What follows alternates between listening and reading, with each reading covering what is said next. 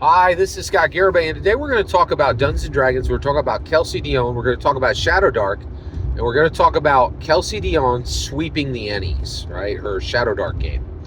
And I'm going to ask the question, is Kelsey Dionne's Shadowdark sweeping the Ennies good news for the OSR? All right.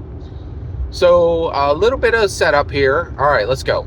So what did Kelsey Dionne do? She accomplished three things which are tremendous, incredibly exciting accomplishments, and no one did that. No one did what she did in 2023. What did she do? Okay. In 2023, she delivered the biggest OSR Kickstarter in history, $1.3 million. Okay. Defeated every single male in the OSR space. Now, this is a big deal because the OSR traditionally does not have many women designers at all. Now, that's not just the OSR. D&D is the same way, right? Dungeons & Dragons has, Kelsey Dionne is the design lead on Shadowdark. There has never been a design lead on Dungeons & Dragons ever, right? Top dog, top tier, top of the hierarchy, right? I'm talking actual design lead, right? Every single design lead, the person who has been at the top of the decision pyramid, right? For all of Dungeons & Dragons, I'm not talking one book. I'm talking Dungeons & Dragons, right? The IP, the entire Dungeons & Dragons experience, right? That design lead in charge of all books has never, ever been a woman. Not like Shadowdark. She is the design lead of the entire Shadowdark experience. Okay? There's no equivalent on Dungeons & Dragons. And this is a huge problem for Dungeons & Dragons because not only has there never been a woman, there has never been a POC, and there's never been a young person. It's all middle-aged white men, all of them, from day one to day now, right? Like, it has never stuttered even a bit, right?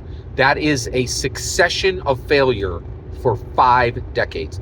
And trust and believe, Dungeons & Dragons is hyper aware of this. They are hyper aware of it. Why? Because they're super progressive, right? Like, they pick winners and losers in marginalized groups. They support specific marginalized groups, and other ones are like, they never say we don't support you, they just don't, right? Like, and so they make political statements, and they are incredibly progressive and incredibly woke. Now, the reality is, I think I'm progressive and woke. I don't know if I would say incredibly, but I support the vast majority of their decisions. And when they're like, they support a lot of marginalized groups that I also support. My only issue is there's a lot of marginalized groups. There are a certain number of marginalized groups that I really wish they support that are not, and that's a different story, right? I don't want to get too off track here, okay? But trust and believe. Just go right on Twitter and look at Dungeons & Dragons feed. You will see very distinct political speech, right? So, and it's all progressive and woke, right? And by the way, I identify as progressive and woke. I voted for Obama twice, right? And there's no two. I'm a coastal elite. I have 2 degrees, right? I'm progressive and woke. All right. With that said, let's keep going here. All right. So Kelsey Dionne sweeps the Ennies, right? Is that good news for the OSR? Absolutely not. Why? Okay. Here's why. It immediately raises the question, do you want the whole grape or do you want half the watermelon, right? So, yeah, if you got 100% of the grape, that's nice. Like, enjoy that bite, or like, enjoy your one chew.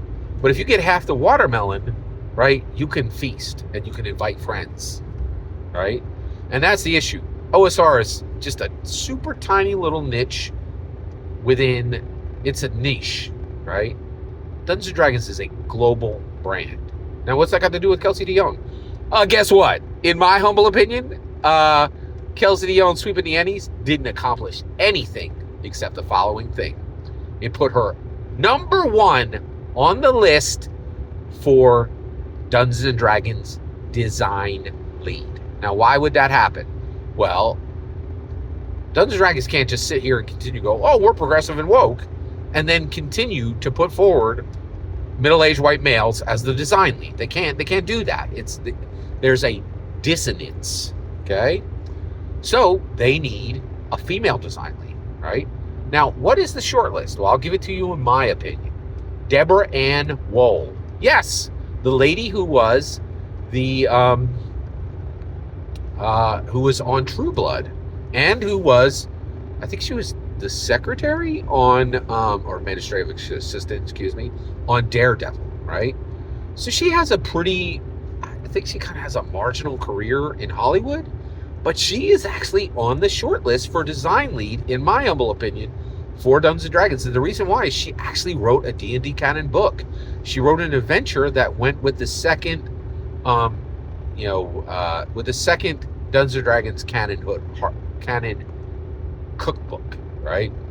And she has been identifying as a dungeon master for 5 to 10 years now, and is probably the most famous female dungeon master in the world, and not by a small margin, a large margin, right? Deborah Ann Woll is very famous for Dungeons & Dragons and for her Hollywood work, right? And she's a legit full-on celebrity. And within the D&D realms, she's a mega celebrity, right? Like, there's nobody even close, except maybe Ginny D, but Ginny D, please correct me if I'm wrong, I've never seen a written product on any shelf by, or on D&D Beyond by Ginny D. I think she's great at D&D commentary. I think she's great at D&D cosplay.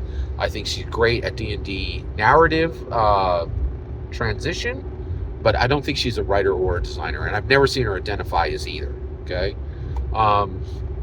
Correct me if I'm wrong. Okay, so Ginny D is not on the short list, right?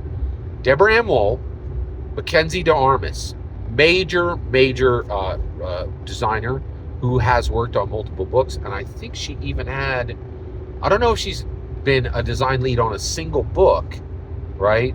There have been women who have been design leads on single books. I think Kelsey Dionne, I think she was the design lead on on the tarot book. I think she was the design lead on the tarot book, right? On Deck of Many Things book, right? Amanda Heyman is the third. She's the third person on the D&D shortlist. She has been the design lead on the Strixhaven book and on Vecna Eve of Ruin, right? But Kelsey Dionne zooms past all of them. And the reason why is Kelsey Dionne is like, not only can I be the design lead for a book, I can handle an entire line. I've already done it, right? Deborah Ann Woll, Amanda Heyman, Kelsey Dionne have never done what Kelsey Dionne did. She delivered a $1.3 million mega crusher in the OSR space. She delivered the game perfectly with zero macro level complaints, right? The book wasn't late. The book was everything that was promised. She fulfilled every checkbox on all those, like, what do they call, stretch goals and all that nonsense, right? She delivered. She literally delivered, right? She didn't just make the money. She delivered, right?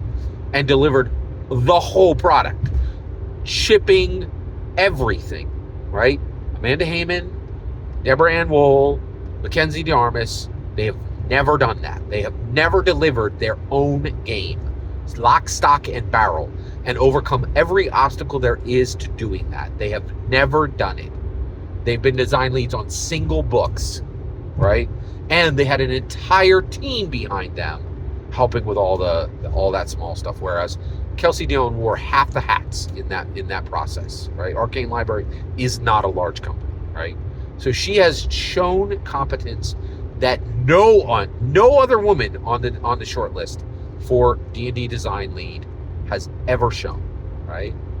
And and then finally, she swept the Ennies, right? She has the awards, right? Whereas I'll bet you, tell me if I'm wrong, I'll bet you Kelsey Dionne, with 1 year at the Ennies, has more Ennies than Kelsey Dionne,